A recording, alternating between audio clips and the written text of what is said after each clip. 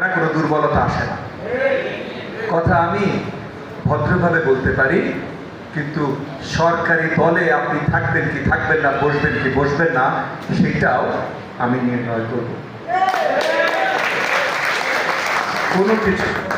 কোনো কিছু যে সরকার এত বছরের পর জনগণের প্রত্যাশা পূরণ করতে এসেছে, যে সরকারের নেতৃত্বে এমন একজন ব্যক্তি এসেছে যার জন্য বাংলাদেশের জনগণ এত বছর ধরে অপেক্ষায় ছিল, যেই সরকারের নেতৃত্বে এমন একজন ব্যক্তি আছে যে ক্লান্তিহীনভাবে সারা দিন রাত শুধু আপনাদের জন্য আমাদের জন্য কাজ করে যাচ্ছে, সেই সরকারের নাম নিয়ে কেউ অন্যায় করবে আর সেটা আমরা চুপচাপ বসে দেখব বা হতে দেব, এটা হবে না।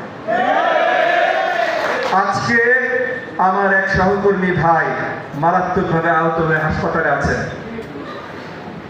এটার জন্য যারা দায়ী, যারা করেছেন এবং যারা অনেক ধরনের পরিচয় অপব্যবহার করে উস্কে দিয়েছেন, তাদের কাউকে সামনের দিনগুলোতে ক্ষমা করা হবে না, এটা আমি আপনাদেরকে পরিষ্কার করে দিচ্ছি। তো যারা যারা চিন্তা করেন যে পিছে থেকে আপনারা কিছু করে কাউকে আহত করবেন, আমাদের এলাকার ভিতরে অরাজকতা সৃষ্টি করবেন, তাদেরকে শেষ সাবধানতার মেসেজ আমি দিয়ে দিচ্ছি। আগামী দিনগুলোতে এই কাজগুলো করবেন না ভাই, নাহলে আপনার অস্তিত্ব থাকবে না। সবার আগে দেশ, সবার আগে দেশ, জনগণ, তারপর সরকারের স্থিতিশীলতা। এমন কিছু যদি করেন সরকারের স্থিতিশীলতায় কোনো ধরনের ব্যাঘাত ঘটে, আপনাকে ক্ষমা করা হবে না। কোনো জায়গায় যায় যদি স্লোগান দেওয়া শুরু করেন সরকারের এমপি মন্ত্রীর বিরুদ্ধে, সরকারের পুলিশ প্রশাসনের বিরুদ্ধে, আপনাকে ক্ষমা করা হবে না।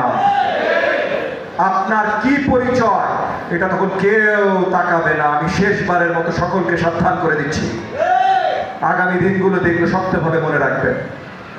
কেউ এলাকা, জনগণ, সরকারের ক্ষতি মেনে নেবে না। আপনাদের সকলকে অসংখ্য ধন্যবাদ। আসসালামু আলাইকুম ওয়া রাহমাতুল্লাহি ওয়া বারাকাতুহু।